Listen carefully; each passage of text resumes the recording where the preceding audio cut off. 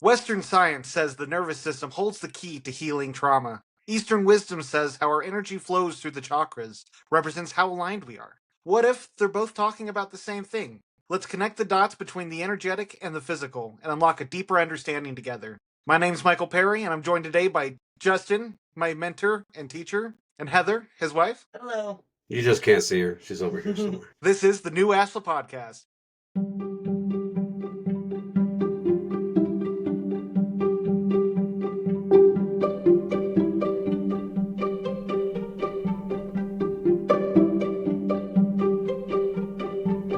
So we talk about chakras a lot on this podcast, and they're a really important part of all facets of healing.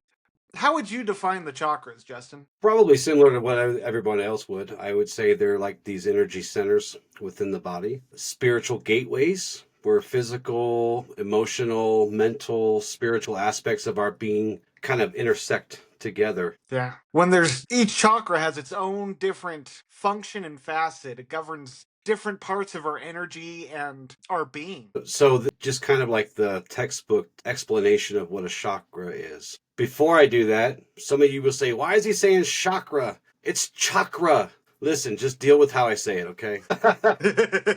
Deal with it. All right. So chakra comes from Sanskrit, and it means wheel or disc. And each of these is like think of it like a spinning vortex of energy that's aligned along the spine, right? From top to bottom, from the base of the tailbone down here, all the way up to the crown of the head. So in total, most people traditionally say there's 7 major chakras, and each of them correspond to specific areas of consciousness, organs, or emotional states, and even like spiritual lessons. I've seen it described that way too. Each of them have like their own spiritual lesson too. But for us in our teachings, they're not just these esoteric ideas. We look at them as tools for alignment. We're always trying to align ourselves, right? We're always trying to become centered. We're always trying to find harmony, balance. So because these help us let us know when we're blocked or how good or bad our energy's flowing through us. So that's kind of how we look at that, because really our teachings are about integration, like we said. We don't like to be fragmented. We don't like to be 1,000 different pieces or looking at things from, like we said in the last show, but harmonizing all the layers. So kind of think of it this way. Your body is a temple. Your emotions are like sacred messengers, right? Your mind is a mirror. And your spirit is the source of that light that animates all of it. I like that analogy. And these chakras, so would you say... No, go ahead. These chakras kind of give us a map also, right? They're like we'll just say map. They're like a map, and it's a way to track where our light's flowing, how good is it flowing, like I said a minute ago, if it's being obstructed. And, we like to think of the chakras as a spiritual representation of our energy system. Of course, we have, and we'll get into this later, but we have a actual wiring in our body. But these kinds of things can be obstructed by things like fear, trauma, shame. It just creates a lot of imbalance. So just like we like to teach and learn how to flow with the force, someone who understands their chakras learns to flow with that.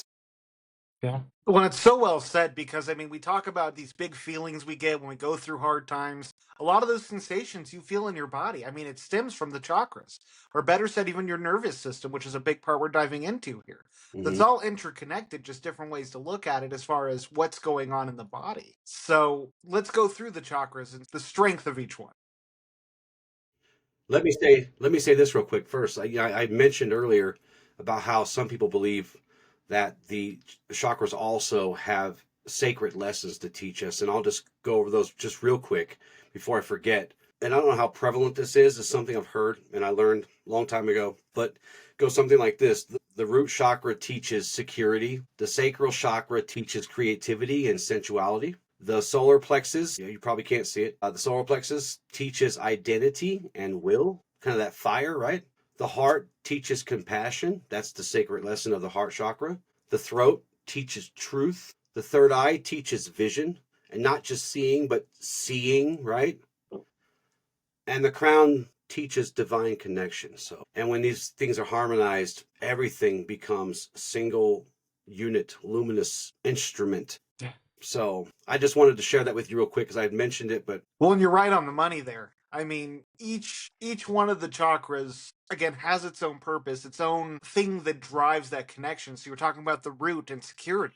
Well, the root is very much that. It is being grounded. It is feeling secure in your environment, in your life. I mean, you look at Maslow's hierarchy of needs, which is a big psychological concept of the different levels we go through to obtain a fulfilling life.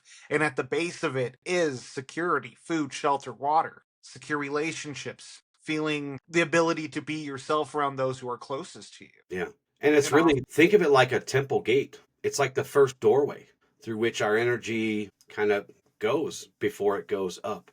It governs, like you said, our sense of survival, our stability. It helps ground our presence, right? yeah. Do you struggle with lower back pain? Ask yourself, is there any area in your life you're not feeling secure in? Is there anything that you're feeling like you're constantly hyper vigilant with? There's been a lot of studies showing that there is a lot of association to issues with the root and back pain. Mm-hmm.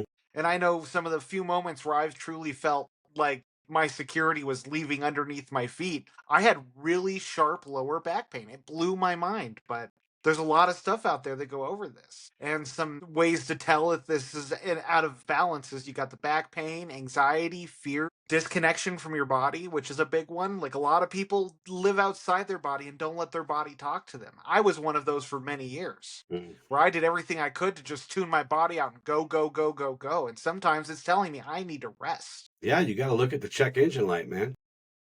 Yeah. Don't ignore those in your car or your body. You know? And But you're then talking about when it's blocked, and it also can help you feel disconnected, untethered, anxious, constantly looking for danger and like, oh my God, and disaster. It's like it's looming all the time. Where is it coming from? Where is it coming from? But when it flows, you feel supported. You feel connected to the earth. You feel grounded. How many people yeah. feel how many people feel like they're not grounded? A lot of people struggle with grounding, and it's one of the easiest things to do. Take your shoes off and go stand in the grass for a few minutes, right? I mean, it's really that easy most times. Yeah, they talk about there's ions in the earth that leave the surface that when you walk out barefoot, it goes into your own energy. It's something that can truly ground you. There's endless research about this, but grounding is something that most don't practice, but many should because it's a way for us to become present, to become mindful, because often we're so fretful for the future or with ourselves that we don't give ourselves the grace to be present. And presence is one of the most important gifts we can give ourselves because everything and anything that does happen doesn't happen in the future or in the past. It happens in the here and now, the perpetual present. Yeah. And of course, we believe and we understand that we cannot rise into our authentic self without being balanced and without being harmonized from top to bottom. And we got to root deeply into, I'll say the earth, but we got to be grounded in our missions. We got to be grounded in the things that we believe. We got to be grounded in our purpose. And really, to embody the force fully, there are some things that are related to this chakra that we got to say. You need to feel safe in your body. You need to feel safe in your mission. You need to feel safe in the now, in the present. So, and if you can't do those as related to the chakra, you're going to have problems. You're going to have blockages. You're going to have issues. And it may manifest physically, it may manifest mentally, spiritually, emotionally. 100% though. And another thing to look at is it's maybe not even necessarily not feeling grounded in your life, but within yourself. When you suffer from insecurities that are eating at you, when you're dealing with worthiness issues or feeling inadequate in the things you're doing, Choking to that, death on water. The that water is can trying to often, kill me right here in front of everyone. you ever have that happen? Arms above your head, it opens that airway up and chokes it out or shoots it out. Don't tell me how to die. I'm here for you, man. But it's learning to feel safe within your own skin Yeah. because many people don't feel that way. I know I didn't for years. And that's a hard thing to develop. It's one of those things that takes practice, practice, practice, and You patience, know, patience, patience. It's changing that hard wiring in the back of your mind that keeps going. Using those dirty P words. I, It's I, gonna I be have an affirmation for each of these too. So before you move on to each, let me know. yeah. Go ahead and give it. So the affirmation for our root is I am grounded in light. I am rooted in purpose. I am home with myself. Oh, that's good.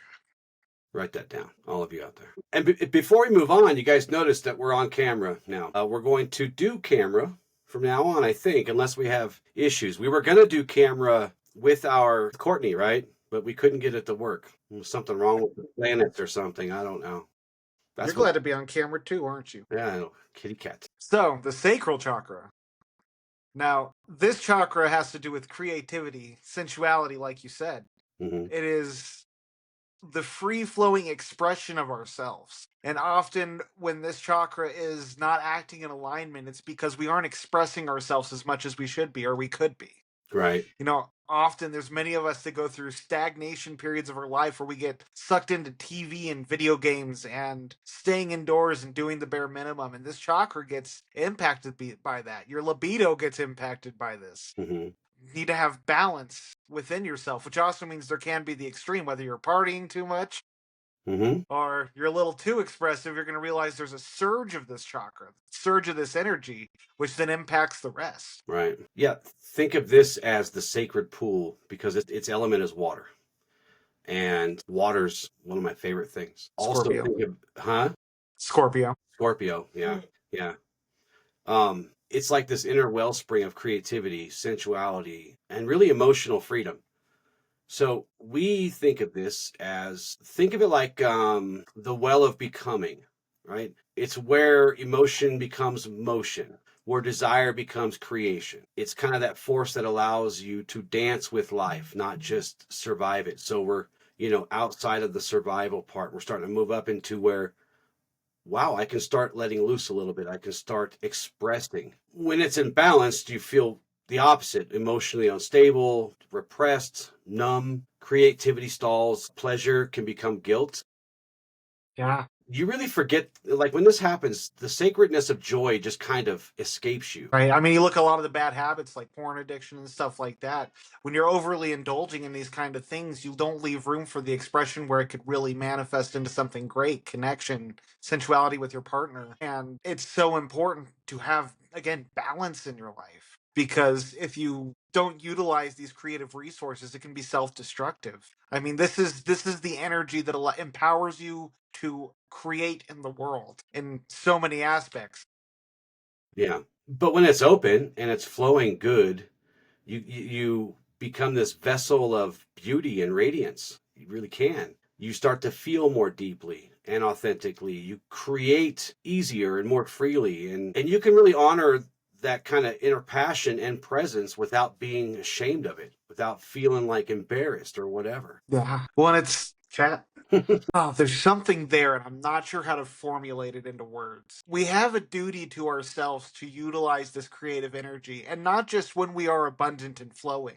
You look at many great poets. Mm-hmm. Most of them became great poets in moments of hardship through taking that pain they felt and utilizing it as an outlet for creating some of their best pieces. This is an energy Every that is Taylor Swift song ever. yeah, but it's an important chakra to learn how to utilize because again, it's not just for those moments of bliss and sensuality, it's to help let your story be told, to help let your own adventure unfold and to find your strengths in the world. It's also the one that can be abused the easiest and the most. And it's really the one that most people, when they get really stuck, they get stuck there. We talk about trauma a lot, and many forms of trauma attack that center. Yeah. And, I won't use that word because we'll probably get kicked off the internet, but you know what I'm saying? Like, Yeah. Well, it's a lot of these chakras, as you see when we go through them, you realize they're centers in which we store our trauma. Again, we mhm, correlate it back to the nervous system, and we have all this suppression going on in our nervous system in different areas that we have issues in our body that tie right back to this. And again, it's repressed trauma, it's unfelt emotion, it's unhealed wounds. mhm. And that's a lifelong work, especially in this type of area. So, you got an affirmation for this one? I honor my emotions. I allow creative energy to flow. My joy is sacred. That's good. Doing those affirmations, man. You need to just write a full book of affirmations. Go. I guess you've already done that with your axiom book, huh? Kinda. Yeah. So, the solar plexus chakra. Now, this one's an important chakra that I think many people struggle with finding the balance because it's where our confidence lies. It's where our personal power lies and our self worth. Yeah. And some people can be on the extreme side of that, where they're rigid in their boundaries and in the Hmm. way they approach life, and others who are passive and don't have that self worth to advocate for themselves, to set those boundaries, to do what they need to. And it's an important one to listen to because the way you learn just how finding the middle ground in that communication is you listen to when that system is talking to you. Think of a time where you didn't express yourself or you said too much. Feel that sensation in your body. Learn to listen to that sensation so that you can act on it differently when it comes up again. Hmm. It is those things. It's also this kind of the seed of the sacred will. It's for us on our path. It's think of it like the forge of fire. That's where our purpose is forged into action because that's where our will is, right? This is where our purpose and our expression, we're going to get into the throat here, which is kind of the seat of truth, but this is where we start to kind of move outward. It's also the birthplace of our conviction. As you said, if it's too much the other way, then it's really rigid. And when this center is imbalanced, you start to feel indecisive. You start to feel powerless or even over controlling. Yeah. Well, I love how you said it. It's the seat of will. Hmm. And willpower, as we've said before, willpower isn't something that you're born with an innate amount or you get some bright idea and willpower is born within you. You have Right. this shift in your perspective. No, willpower is cultivated. Willpower is something that you must constantly be pushing yourself to cultivate. And as Hmm. you do more and more, you can start implementing stronger willpower. If you have never been able to advocate for yourself, don't go stand up to the biggest bully. That is not how you flip that switch. No, start having hard conversations with people close to you. Figure out where you're at because the most important part of this is self trust. And you got to cultivate that by meeting yourself where you're at without judgment, without expectation, but understanding where you are in any part of this journey and then taking the steps to get up that mountain and not trying to find the quickest shortcut because you will always get lost if you do that. Well, and to your point, don't go take on the biggest Goliath you can find because most of the things causing you problems are the tiny little things that just built up. So Yeah. you take tiny little steps and tiny little actions to start to clear that stuff off the board. Some things to look at if it's out of harmony, low self esteem, aggression issues, control issues, which we talk a lot about. We do because it's Man, really important. 'cause you'll feel it when you try to control a situation, an outcome, a person. You are going to feel that in your solar plexus. You're going to feel that helplessness because you're trying to handle things outside of your control. And another thing, because I used to deal with a lot of self esteem issues, I had horrible indigestion most of my life, and it has improved dramatically as I've started doing this work. Again, it's crazy how the body correlates to these systems, how they talk to one another. Yeah, all of these things are here. We just can't see some of them. Doesn't mean they're not there though. When they do what do they call those, like an MRI? When they do an MRI or something, they don't see these discs like freaking out and spinning in different, but they're there. They just can't see them. But when this chakra is in good alignment and open, we walk with boldness, right? Not arrogance, but boldness. Yeah. We act instead of reacting. We lead, not dominate. Yeah. And that's truly the key right there when it comes to truly being a leader. We did an episode about that recently, and Hmm. it's the truth. A leadership feels strong in his decisions and in his actions, but is not afraid of talking about them or finding out they're wrong. It's being able to be sure in oneself without trying to compensate. So, what's your affirmation for this one? I choose with clarity. I act with power. I burn with purpose. Now, the heart chakra, which is the one I've worked the most with, because this is where I have most of my trauma stored. Mm, I've had high blood pressure since I was 18, which it has gone from hypertension stage 2 to I'm now at the bottom end of hypertension stage 1. that's good. Yeah, rapid heart rate, but it's all the self inflicted wounds of relationships. It's constantly carrying more than I should and learning to put myself first. Learning to love myself and not seek it elsewhere, I think has been the biggest thing that's helped shift that energy. But the heart is a beautiful chakra because that's for love, compassion, emotional balance, connection. It's where it thrives. Yeah. So often we talk about having an open heart and the joy we feel within our heart.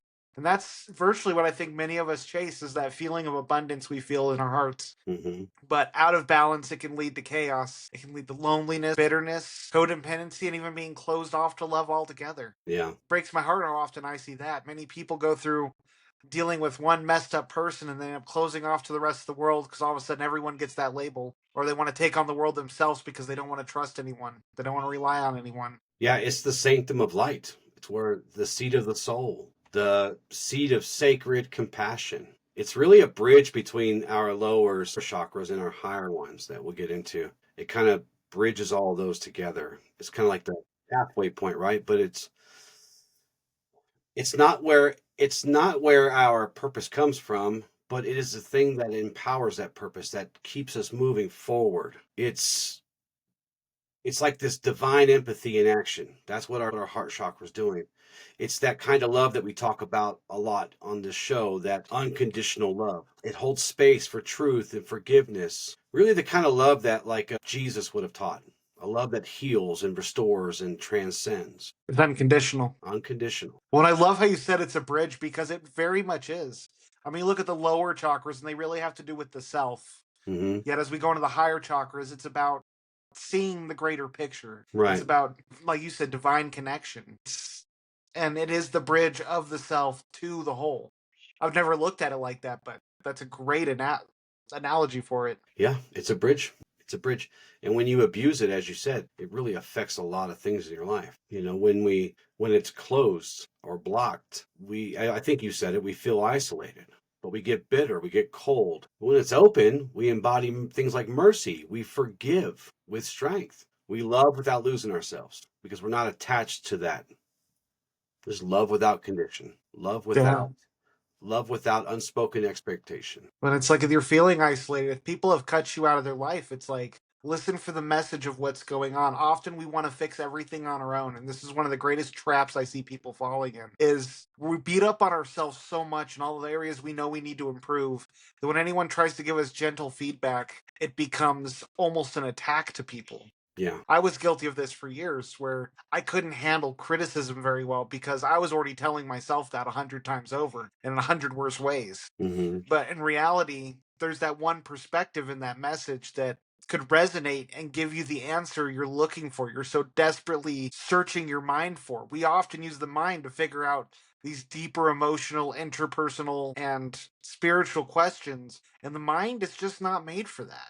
The mind is analytical, and the It has its separation place. from mind is so important. It has its place. You got to get the right tool for the right job. Yeah, It doesn't mean we leave the mind out of it completely, but we let the heart step in front. yeah. And one thing with the heart that I know you've brought up before, Justin, is you got the heart mind, Hmm. which I mean is the nervous system. You look at the cluster of nerves in your heart, it's the greatest cluster of nerves you have in your body, and it thinks like a mind. It does. It has brain cells. It has like neurological cells that communicate.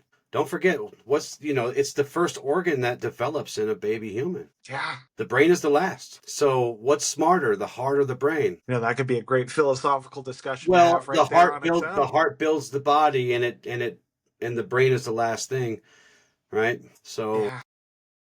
I would say the heart's probably smarter than the brain in its own way. Of course, the brain has a much different function, which is why it doesn't fully develop all the way until you're about 23 or 25 years old or something, technically. I mean, that could vary, of course, but the heart contains But the roughly, yeah. intelligence. Well, think of it like this. The heart contains the intelligence to grow a whole body, to wire everything, to all of that intelligence that's just, by the way, it's been passed down for forever, right? Yeah. It's where the downloads kind of come from, and it's just, all your genetic stuff, it grows a body. That's all I'm saying.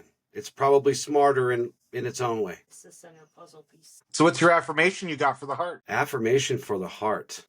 I open my heart. I breathe in love. I radiate light without condition. Beautiful.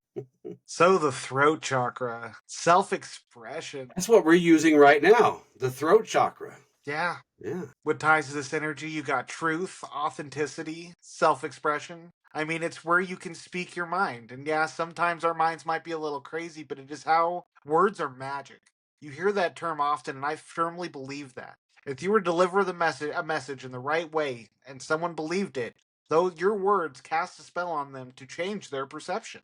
And that's not a bad thing, but it is something that is abused often. But I think when we look at the different sides of the scale, again, too much energy, not enough energy. I know for those on the other end, it's learning to speak our truth. It's learning to speak our mind, to give our opinions without fear of retaliation. And it doesn't mean you won't always go that way, but we must be strong enough in our sense of self and our personal perspectives to put that out there, to be challenged. And with enough cultivation, then you can have discussions. And someone may have another perspective that has little puzzle pieces to your thoughts that you didn't realize you have.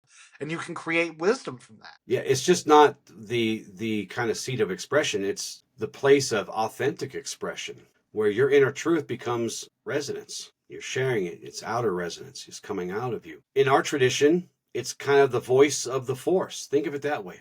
The voice of the force. It's not just what we say, but how we live in alignment with this truth. It's where courage meets communication, to your point, where courage meets communication. Most oftentimes, courage is found in standing up. Yeah, we talk about the practicing and meeting yourself where you're at. It just takes speaking up one time and then learning to do it more. Yeah, yeah. Once you do it once and then twice and then three times, it's very empowering. It's one of the most empowering practices you could do, in my opinion. I know that Yeah, was it something is. that I struggled with years, and it wasn't until starting this journey in the beginning of my hardships where I started being like, I can't keep being walked on. I got to express my mind. I got to give my input, especially in my workplaces. We were going Hmm. through chaos rebuilding the company, and it's like, look, I got experience here that no one has. Right. Listen to what I have to tell you because I promise it will pay off. Yeah. And that's how we know it's blocked is when we fear talking, we fear speaking, we fear standing up for ourselves, or we talk too much, or we just repeat this might be a little controversial, but I'm going to say it anyway. We see a lot of people just mirroring talking points, just talking point, talking point, talking point, talking point. That could be politically, religiously, you're wherever you think this should be. But we see a lot of just parroting and it's just constant and people take that for truth, but it's not truth. So when you're all plugged up and you're all blocked up there, that could be a symptom too. But when it's opened, when it's flowing good, when it's balanced, your voice becomes like this sword of clarity, but it also becomes like this balm of healing, right? Yeah. Because words are powerful. Words have power. Let's just say it like that. And you have the power to destroy or you have the power to build. You have the power to create sickness in another or yourself, more often yourself, or you have the power to heal with your words. It's up to you. And generally you're going to do one or the other based on how good you're flowing, how open or blocked you are. Yeah. So, what's your affirmation for this one? I speak with honesty. My voice carries the light. My truth is sacred. Ain't it just though? And that's another thing to take away is your truth is sacred. It is. It is. Which you believe is a part of your being, is a part of your reality. Just don't let it be corrupted with false, with lies, with deceit. Yeah. Get an outside perspective, preferably someone who's knowledgeable in the things you're talking about. So the third eye. Probably one of the most popular ones, huh? I hear that a lot. Yeah, you really do though. I'm opening my third eye. Yes. Doctor Strange does it. He does this little thing where all his like he actually grows an eye there, remember? In Yeah. that Oh, Grandma Jenny got freaked out when we were watching that movie at the theater, and Grandma Jenny freaked out when his eye just like bolt and it was like blinking and stuff and looking around. That's great. So when you hear third eye, it's not talking about this metaphysical eye on your forehead. It's more just your perception of the things around you outside of yourself. Your awareness of all the interconnected parts. I believe this is where we really start getting into the higher self, as far as the clairvoyance to have when you are seeing things for how they are. And the more up close we are to things, the less clear things become because they get to be personal, begin to add ourselves onto the things around us to project our own views and feelings. And it's truly where intuition is cultivated, where insight is cultivated, clarity. The more we can step out of ourselves to look at a situation for what it is, the greater perspective we will have. Yeah. And I think a lot of people struggle with this because, again, we get so lost in our minds and trying to make sense of everything. And again, our minds will do just that. It's an analytical machine. It will try to compute any equation you give it. When you start to see the humanism in every person, that the strengths and weaknesses, that no one is perfect, that there is no perfect situation, Hmm. we begin to accept things as they are instead of how we want to see them, which I think is one of the big transitions from youth to adulthood. You know, you go around thinking life is this simple thing: get through school, get a job, have a house. And all of a sudden you start realizing, oh wow, bills. Oh wow, Bill, relationship struggles. Children. it's funny. It's funny you described it that way. And I will say though, it can be a metaphysical eye in the center of your forehead if that's what helps you see through it. But it's funny how you described it there because it really is like this command center, right, of perception. It's like, Yeah. there's all these dudes and chicks doing stuff and they're like, pushing buttons kind of, and making things move and whatever. But it's like this command center of perception. It is the center of perception, really. Um, this is the one that I really found like there's a good axiom for, and the heart one too. There is a good axiom for love will always subdue hate. But here it is perception is reality, right? You know? Because this really is our inner sight. But ironically, the sight is inner, but it helps us see outer everything if we practice, if we get used to using it instead of just our eyes all the time. Yeah. Well, I'm glad you brought up the whole perception is reality. So many of us live in these horrible worlds we've made up in our minds. Yeah, We have in these situations where we feel stuck. It's a theme throughout a lot of the things we talk about. The perception you have is only as limited as much as you're willing to see beyond it. yeah. I always hear people talk about the Matrix. I have to wonder every time I hear that. I have to wonder how many people are living in their own matrixes. I guess that's how you'd say it. Yeah. Well, it's like, I mean, I have this theory, not to go too far off the deep end, where it's like you look at collective consciousness and how people are becoming more and more isolated. Hmm. Well, everyone sort of had a group consciousness. Everyone had this group perspective when religion was much more dominant. We had much more strength in communities, Yeah, less communication through technology. And so everyone sort of was held accountable to a degree and was exposed to different thoughts and opinions much more readily.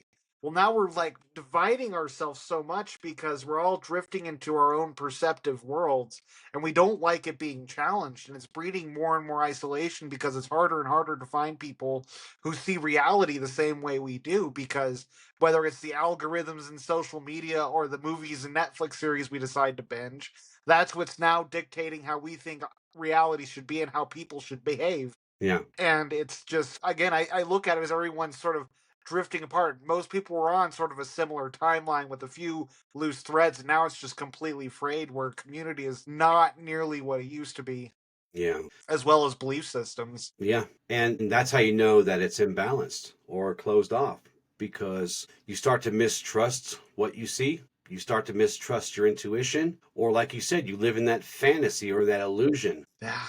But when it's open, when it's clear, you truly start to see things as they actually are. You can meet reality where it is. We talk about that a lot. Yeah. But you also have this where you can kind of see things in cooperation with your actual physical senses. This creates another sense that really gives you like this divine clarity. You can actually see the unseen. You understand things without any really necessary explanation. And that's kind of the thing too. So we think of it as an eye, and this is important to remember. It's not always doesn't always have to be an eye, right? You don't have to use it to see, but you definitely can receive information through there too to start to know things. That really empowered intuition, I guess, is what we'd call it.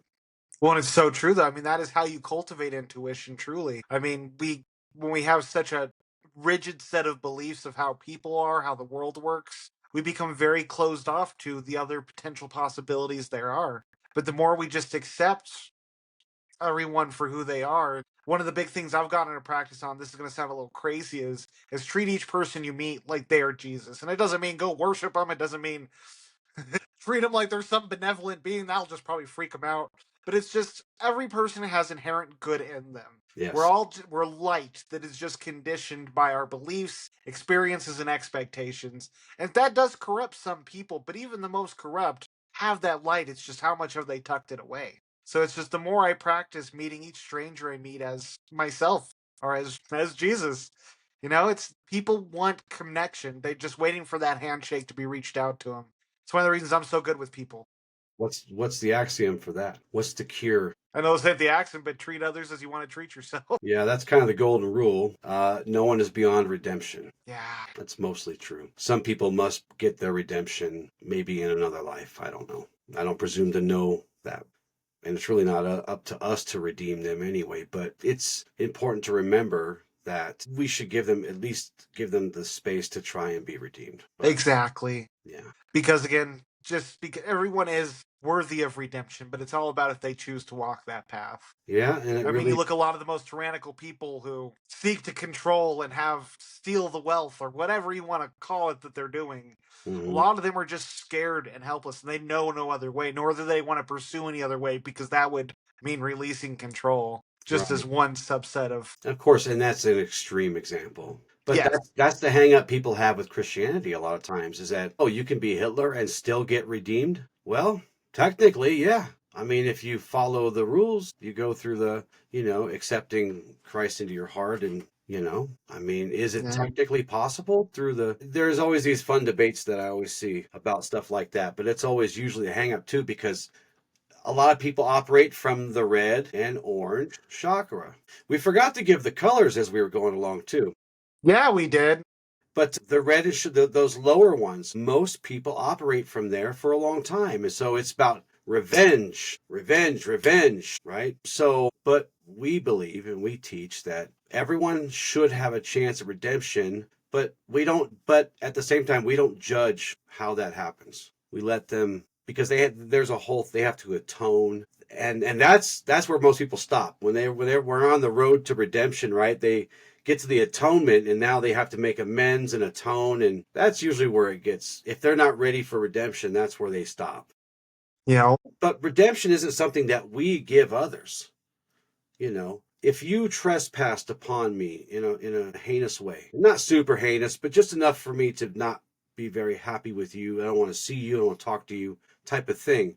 That road to redemption starts with you trying to atone to me by apologizing or replacing things that you may have stolen or broken or whatever, um, and then maybe seeking my forgiveness. That's kind of the road to that redemption, right? And then, yeah, and here's where the redemption kind of gets tripped up too, is that, after you've atoned, you've been forgiven, I've given you the space without judging you so that you can redeem, but you have to change your behaviors. You got to stop doing whatever it was that you did. And you got to commit to doing that. And you may falter here and there, and don't we all? you know. But yeah, so yeah, we forgot to talk about the colors. We got to the crown. What is run us through the colors real quick up to the crown. Yeah, so so the root is red, which is a strong base color. Then as we move into the sacral, it is orange. The solar plexus is yellow. The heart is green. The throat is blue. The Hmm. third eye is purple. And then the crown is white. And some of those colors you get some controversy. It's not purple, it's indigo. Yeah, Or right. it's not exactly blue. It's light blue. The heart can be pink too, not just green. Yeah, right. It's okay. You can use whatever colors you want. We don't care. We're not mad at you. One thing I found interesting, I don't know if this applies to anybody else or you, or it's just a fun speculation I've had with me. I look at different phases of my life and my favorite colors, and I realize it's the chakra I'm most in tune with in those phases in my life. Yeah, maybe. Yeah, I never really just a thought fun about it. thought. Yeah, no, Yeah. I just randomly came across. I'm like, man, red was my favorite color for a long time, and now green's my favorite color. And Mm. heart work has been like the main focus the last couple years. Yeah. That's where you've had the most blockages, probably, huh? Yep, 100%. Did So you give an affirmation? our affirmation for this one is I trust my inner vision. I see with clarity. I align with sacred wisdom. Yes. So the crown chakra, The halo. spiritual connection, enlightenment, higher states of consciousness. And I think the biggest one for me is connection. It Yeah. is the energy that connects us not just to all people, but to all things. Mm. Hear a lot of people talk about lunar cycles and feeling the energy. I think that's where it ties in for those people. You talk about feeling the weather comes in through there. Yeah, it's usually in my knee, but yeah, that might be old age. I don't know. Yeah, I like to think of the crown as where your soul remembers its source and where we remember where we come from. On our path, it's really that place of divine communion. It's where we connect to the highest of high. And by the time you're here in this place, we're not separate. It's almost like we're home, right? For the soul. Yeah. When you ever get that fuzzy feeling in your head when you go to a church or you're just around a bunch of people you love and it's just peace Oh yeah, and yeah, love? yeah, yeah. You just your vibrations are off the chart. Your body's almost humming. Like yeah, it's awesome. It's really awesome. And when it's opened, when it's clear and flowing, you move. Some would say you move beyond ego, but I would say, and I think we would say, we did a show about it. We think we agreed that it's where soul and ego meet in that harmonious state. Yeah. And you don't disconnect from things. You just see the world as sacred. This is where we start to move into that more authentic love too, because we start to see the interconnectedness of everything. It's like I had that friend I helped out for so long, and as much as I hate that things ended as they did, I know that I left a good imprint, not just on her, but on her children, to Mm-hmm. see what good man looked like, to be cared for and to be loved unconditionally. And just the things we do in life, good and bad, they leave ripples Yes. wherever we're at. Both good and And the bad. best, Yeah. yeah, we want to strive to do the best we can to have the greatest impact on those around us. Yeah. It's one of the things about this path is it's a path of service to give to It is. others, because as you give to others, it then breeds that within them to try to become a stronger person and then in turn teach others to do the same. Yeah. Yeah. Yeah.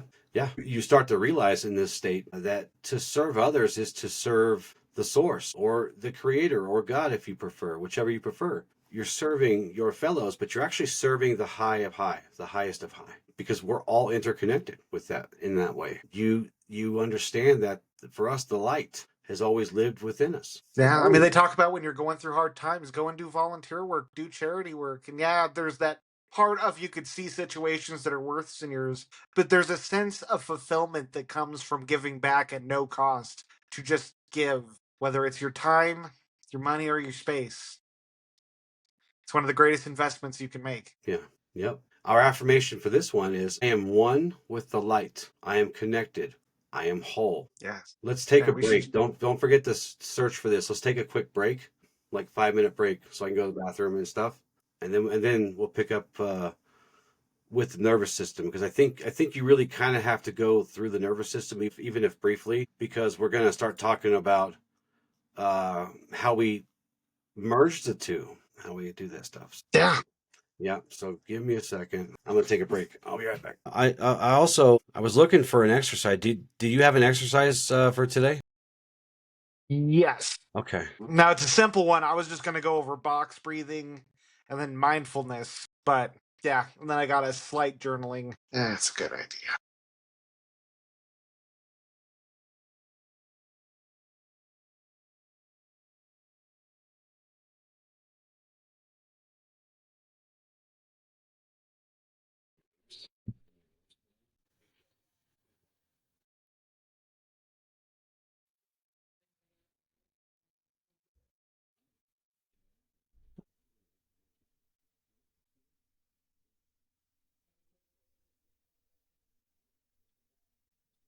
Take it easy. We'll see if it. I'm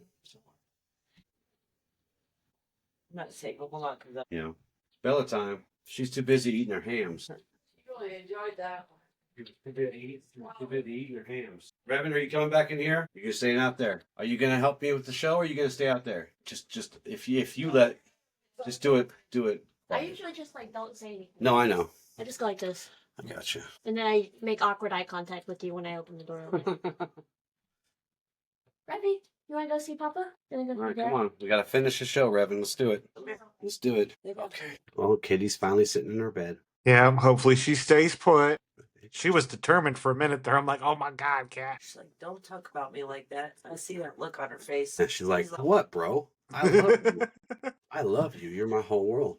And none of this goes into recording because it's just a personal theory. But after studying the law of one, I've come to this theory that animals, especially the ones that are pets, they're here to learn how to be people. And by that, I mean they learn how to love. Traditionally, most of us, if we're not crazy assholes, we love them unconditionally too. We teach them to cross their soul, to graduate kind of into a person. I could see that. And this poor cat has been through so much bull crap. Mm-hmm. Oh my god, we had people yelling outside the apartment yesterday or a few days ago, and like Yeah. Penny, she used to rage all the time, and like this cat got so triggered, she's all high alert, Mm, like trying to look around, like what's going on. It's like you're safe. yeah. None of that here. Yeah. But also to that point, animals are completely attached. They love us unconditionally, but they are attached. They find their Clearly. one, See? their one person. Are you attached? Yes, she is here to heal you as you are here to heal her. You know, Well, I'll tell you what, she was my saving grace through all that hell. they do I'll heal us. never forget the day Penny died. My sister took off of work and was like, "We're going up to Denver. We're going to find your cat." And we went and found her at a home, and Oh, wow. thank God I put an air tag on her. Did she come to you? When I got to the place, yeah, when she heard my voice, she slowly went down the stairs. She was all manged up because I think Penny bounced around different houses with her, and Mm, she was always rough with her. mm. That Spaniard style. Is that what they call it? Spaniard? That's what I call it. That fire was something man, I love Spanish girl. I love Latina girls, but my God, that fire. They do have fire. Yeah. Looks like They burn up fast though if they're not careful. Yeah. That's why I prefer to be water. Water's stronger, more lasting. Yeah, I've always been conflicted of what element would I be most represented, water or air. I've always been torn between the two. Yeah. I still say water's better. Bruce Lee didn't say be air, my friend. Yeah, I'll give you that. He said be water, my friend. Did you ever get a chance to listen to his daughter's book? No, I need You to need get to. that. What is You the need name to. of that? Be water, Because I my get my friend. next credit in like a day. I think it's called Be Water, my friend, and it's by his daughter. I mean, it's a much longer title than that, but if you, I'm sure that'll lead to it. oh yeah, yeah. Well, shit, I can look at it right now. It's emotional. It's good. It's really good, and it's not super long. It's like 6 hours. Okay. Mommy see must here. have food. That's why she went running. How are you? We're in an intermission. How are you? Yeah, it's called Be Water, my friend, and it's by Shannon Lee. It's good. It's really good. I'll check that out. One of my favorite books. It's up there for me. It's up there with the Four Agreements. Damn. I've never sent an email to an author before. I sent one to her after I read that book. Wow. Yeah, it's powerful. It's really good. All right, I'm ready to pick back up whenever you are. All right, hold on 1 second just to make sure I know where I'm going with this. Because I don't want to get into the body systems because I don't know them well enough and I only have 3 of them here. I tried to find some more information, but I have to do a lot more. Yeah. Yeah, just try to you can just kind of high level kind of bridge the two. Yeah, that'll be fine. All right. Do have that light, huh? We'll have to test it later. Oh, hold on 1 second. Hmm? Working on myself, my lower back used to hurt. It did. Yeah, it did. And when you were plugged up here, it was hard for you to. I was gonna say that too, Yeah. but that's Mhm. a little extra for people's. Well, Yeah, but it's true. yeah. It's true. It's going good. When I About 70% through. Oh. been that in the curtain. Just did another high intensity workout at the gym and it kicked her ass real good.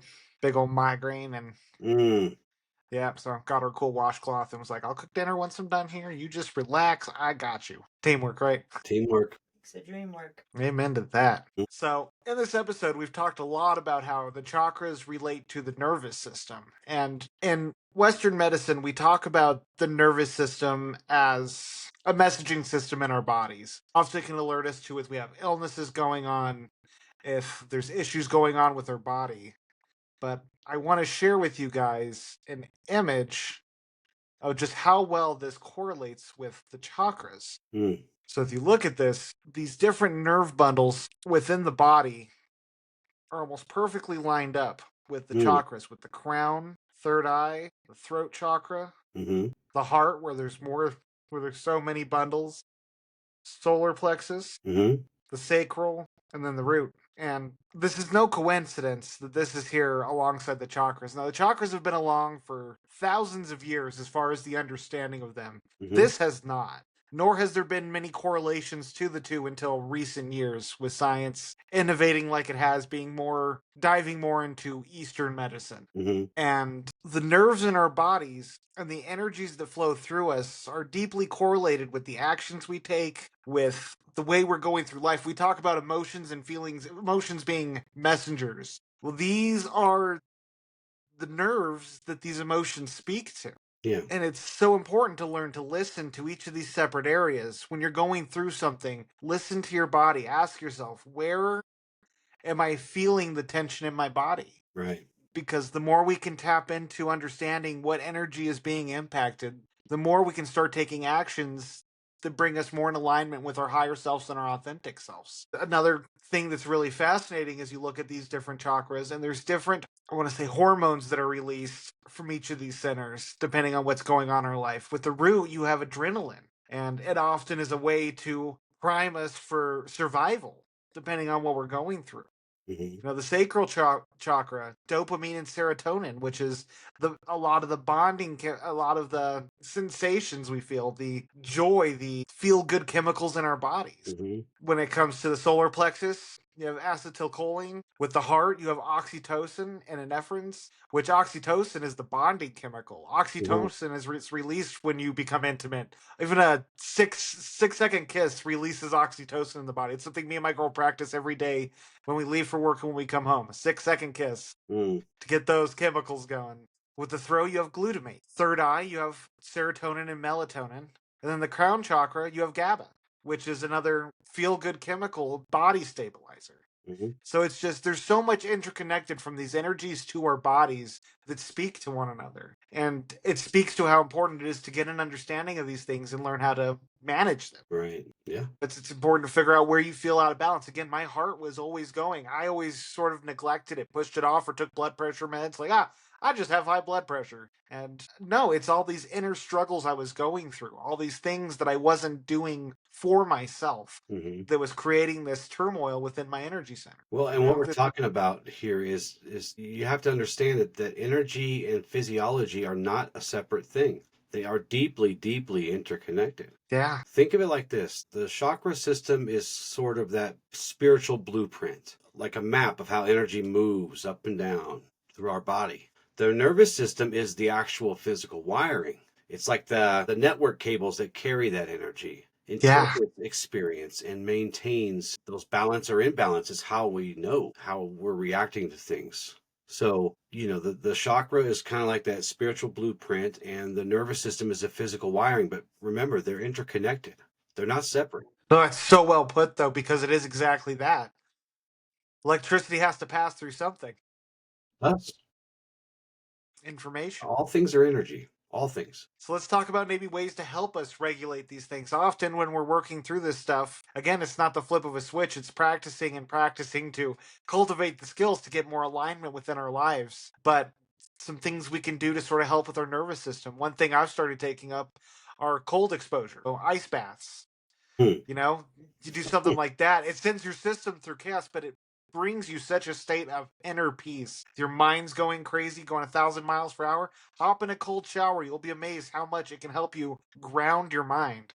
And that's where I first started, was cold showers, just getting in there, lowering the temperature bit by bit, and then putting it in there, especially when I was going through hardcore rumination. Mm-hmm. It's super effective. One of the biggest things Justin teaches, breath work. Yep. That's going to be our exercise today, but breath work is imperative to help bringing your nervous system back to baseline. We talk about that often. You feel that anxiety kick on, and it takes breathing to kick on the parasympathetic nervous system Yep. to help bring us back into regulation, to back into a space of clarity instead of chaos. Well, it's another bridge. Lots of bridges today. It's another bridge. Yeah. It regulates the nervous system, and it's our belief that it moves life force through our body back and forth. And those slow, deep, the calming breath that I teach you, Yeah. that calms the sympathetic nervous system. It helps release that onset of stress, but it also starts to activate those lower chakras, providing us grounding and presence. And once we kind of calm down, especially if you're going through an anxiety attack or something, just as an example, it brings you back to a place of presence and safety. Physically opens the spine, right? It helps Yeah. open up our bodies when we breathe, because we have to breathe into the chest and into the stomach. We fill both before we exhale with the calming breath. So it opens your spine, it opens the chakra channels, it soothes the vagus nerve, which is as you know, the main kind of physical messenger between your body and your brain. Yeah. Which is what the nervous system is connected to. It all runs straight to the vagus nerve. Mm-hmm. Well said. When it comes to really balancing your chakras, when it comes to bringing awareness to them. Again, if you sit in silence, you allow yourself to feel the sensations in your body. Yeah. Meditation, visualize that area. What does it feel like? I know I talk about in a lot of my meditation practices when I'm feeling a heavy emotion or a sensation in my body, I'll just try to, instead of trying to analyze what is this emotion doing right now Yeah. and letting it take me down the spiral, I will sit with it and I will just give it a texture, a shape, a color. What does it look like? Does it look like a storm? Does it look like a calm river? Does it look like an inferno? Right. And as I sit with that, it begins to lessen and it changes shape. And I've had to go from feeling like sludge to feeling like a rainstorm in a jungle. And I know these are weird analogies. They're not analogies, weird interpretations. But as you sit and try to visualize the energy within you, don't limit yourself to strange interpretations. Don't limit See it yourself as to you see it. anything. Don't judge it. Yeah. Yeah. Yeah. Let it happen. Don't judge it. I was going to say movement and stillness also. And you hit on the stillness part. So I'll hit on the movement part. Things like flow exercises, whether that's martial flow or saber flow or some kind of moving meditation almost.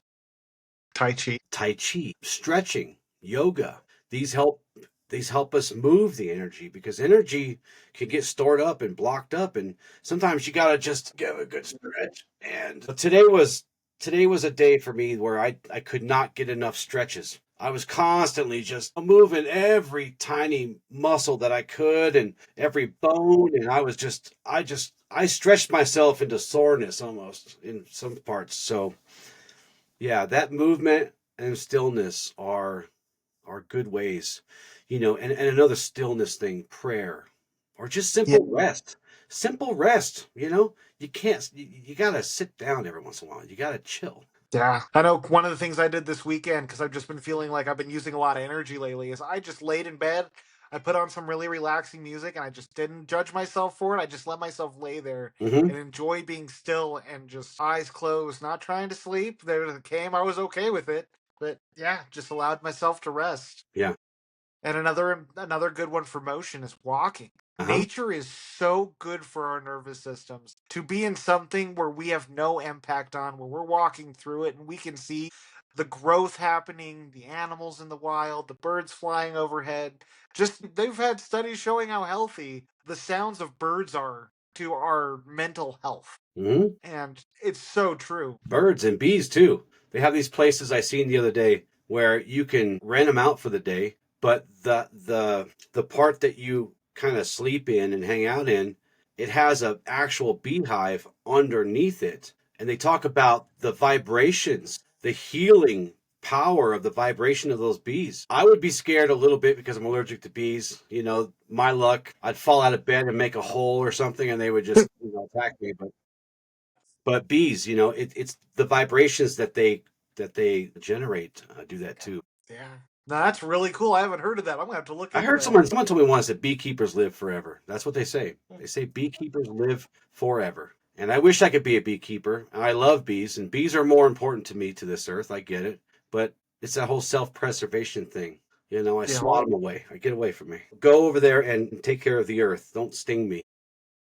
Yeah. It's my kryptonite. Bees are my kryptonite. I finally found it. Yep. Yep. Probably shouldn't have said that out loud, huh? Here you have a whole bunch of people protesting outside, letting out bees, trying to get you. I hope not.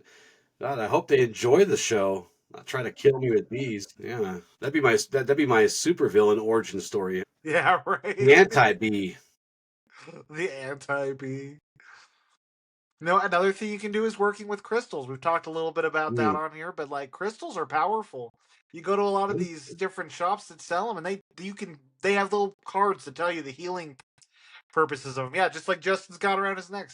Yeah, Each one. Heather made this for me. It's actually my chakra. It's actually for chakra balancing. When I meditate for that purpose, it's got all the chakra crystals on it. It's beautiful. She's really good at this. We actually. That's beautiful. Yeah, yeah. She makes all kinds of stuff, man. I have some on my wrist. Yeah, She's selling any of those? Yes. yeah. Not super officially yet because we still have to get the website finished. But she'll make it for you. Whatever you're looking for. Yeah. So yeah, crystals are good. Crystals are really good, and it's one of those things where again, there's like a lot of controversy in these are the best, or these are the best, or these are the best. The thing about crystals is it's that attunement, almost like we were talking off air about your kitty cat and how she kind of attuned to you specifically when you said you were looking for her and she came to you. Crystals, you attune to the crystals that you need to attune to. Yeah. We actually have one for each. So it's what it seems like to me. That's been my experience. I'm not a crystal expert. I do work with crystals. I don't know. I would show you, but I don't want to move the camera because I'll never get it back in that perfect spot again. But on my altar, as we were talking about with Brenta, on my altar, it's mostly all crystals. And speaking of that, when I went to that holistic fair in Pueblo, I found the crystal that she told me to look for. Oh, did you? Yeah. It wasn't. That's awesome. Yep. It was in the ladies' secret stash because they're expensive and she didn't want somebody, I guess, to snatch them up or whatever. But yeah. We actually Wow. have a bracelet for the mind's eye. Yeah, we got a bracelet for everything. Hell yeah. We'll do a show on that where we'll talk about all the because it's very interesting. All the designs that we made. I basically created all the designs for lots of different purposes for different zodiacs, different things, and she makes them beautiful. She takes my ideas and my designs, and they're designed based on their attributes, as you're talking about, because they do serve good purposes. And some are like a catch-all. Like amethyst is good for like everything. Clear quartz is good for everything. They're both good for healing and stuff. But there are some that do specific things. So I created all these things, and then I just said, okay, here, make them beautiful, and she does. They're very cool. We'll share more about that later. Awesome. Another thing is smells. This is a big one for me. I have incense. I have essential oils that I use in my diffusers. Just like different smells can be good for different practices for the nervous system. I know I got stuff for sleep, stuff when I want to feel energized, if I want to get meditative, or then just want something peaceful. Like smells can be really grounding as well. Yeah. They can. I have a couple. I don't think you might have got these, and if you did, I'm sorry. Kind of back to how we teach about this. What did Brenda call it? Radical what? Radical responsibility. Radical responsibility. Right. One thing also to kind of bridge these things is emotional honesty, because our chakras hold emotional memory. I think you said it earlier. And so each chakra holds this emotional memories. Our nervous system responds to that, either making us feel safe or unsafe, or emotions out of control, emotions in control. Yeah. And again, as we've said many times, and we'll always say it when we talk about emotions, mastery over our emotions doesn't mean controlling our feelings. It just means surrendering to what they're trying to tell us. Remember, we kind of see them as these messengers, and they use the nervous system to help make that clear, as you said earlier. We surrender to the message they give us without judgment, but also without letting them take the wheel. So emotional honesty is one I would add. Yeah. Well, one thing, I mean, I've brought it up a lot on here.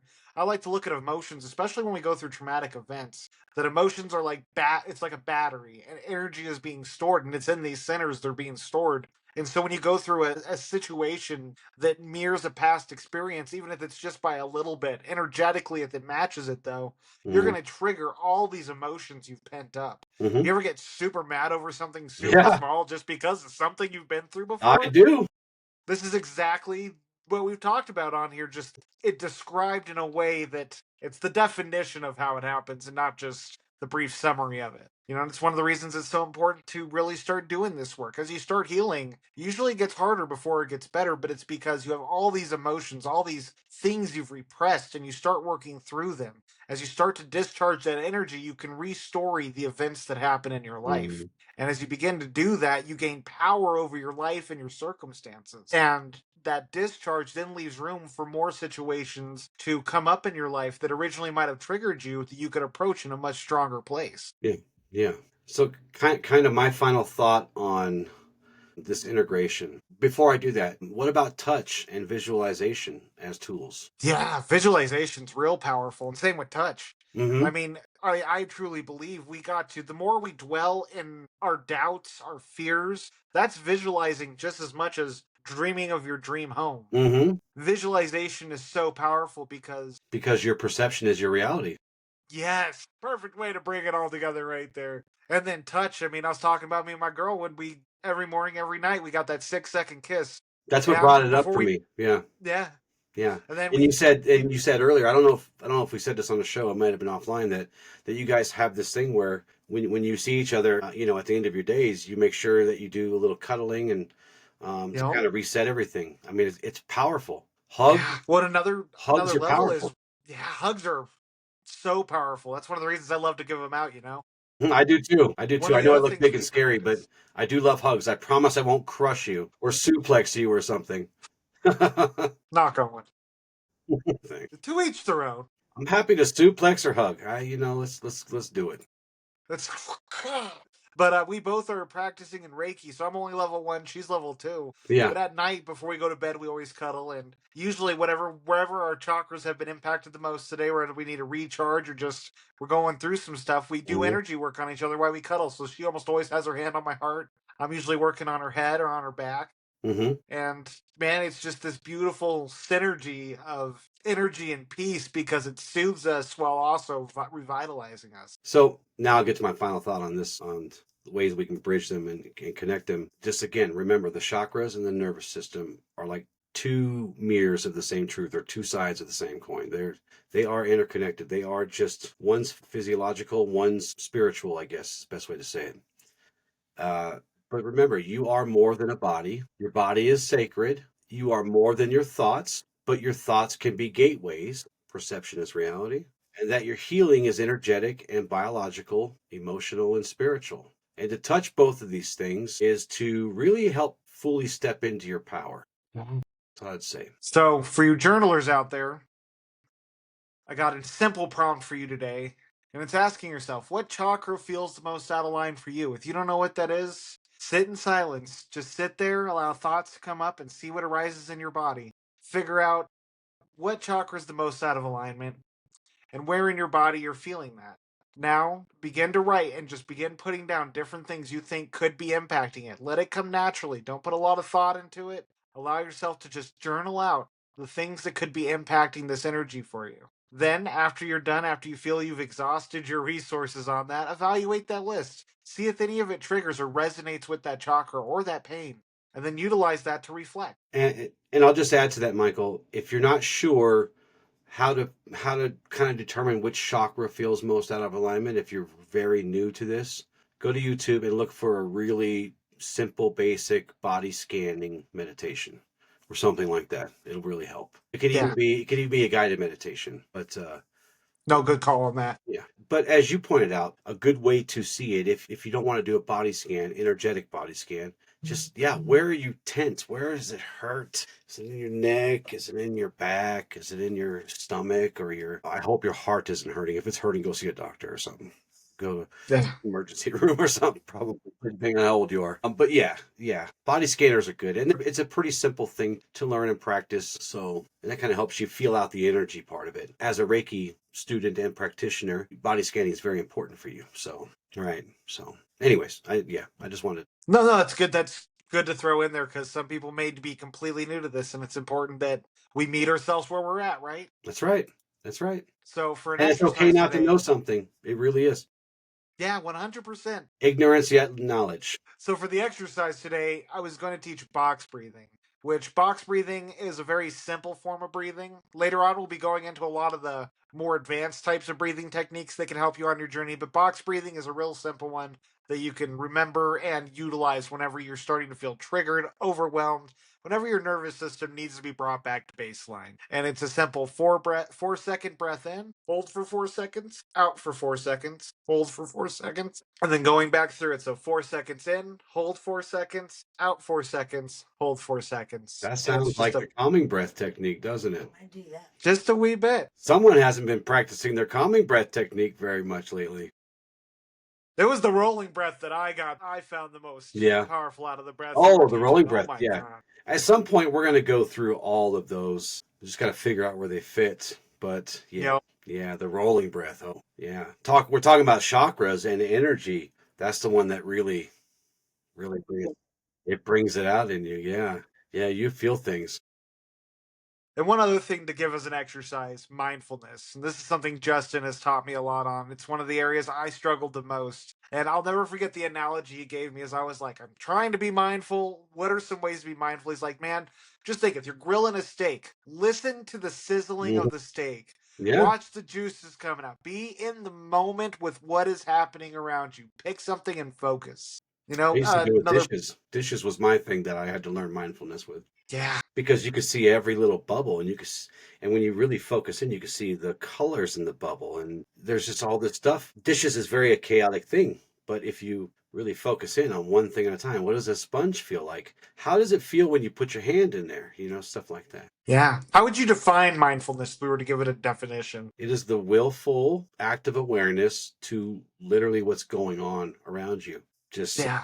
so, I'm going to take a drink of my water. And the first thing I'm going to do is I'm feeling my hand around the bottle. And I feel what the bottle can do and how taut it is or how much it gives. Can it make noise? Literally every step of this, the lid feels different. It's got ridges on it, right? Can you hear that? Right? And I'm taking the lid off. I'm being mindful and I'm bringing it, and it feels different in my mouth than it does going down my throat, on my lips. It's just the willful awareness of everything that's going on. The most minute details sometimes. Yeah. Because what we do when we practice that enough, and it seems silly, okay, yes, just drink the water, right? But if I practice drinking the water in that way, where I take in every single sensation, I take in every single action. What that does, you do that practice over time. When you're out in the wild and something pops off, you will automatically pay attention to the most important things and details that are going on.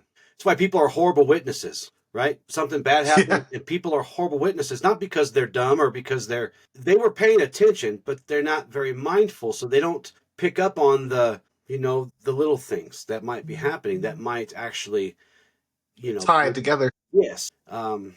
Detectives are very mindful people. I don't know if I've never asked a detective if that's how they learned how to be. They just seem to be naturally mindful.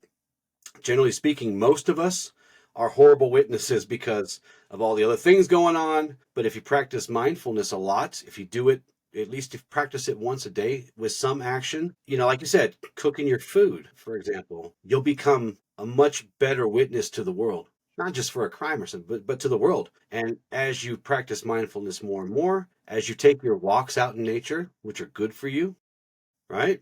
You'll start noticing things you never noticed about nature at all. You'll start seeing you'll see bugs that you never knew existed, and they're just kind of like little wispy things, and you're like, wow, I've never seen that before, right? Yeah.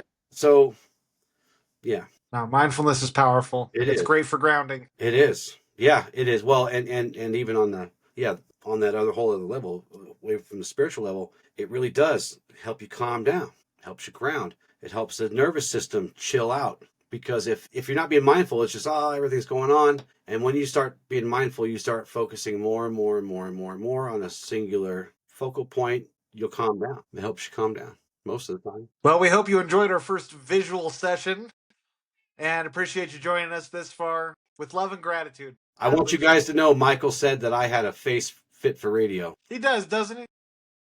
We love you guys very much. We really do. We appreciate your time a lot too. I'm glad you're joining us on this journey. Thank you all so much. With love and gratitude. Ad Lucium.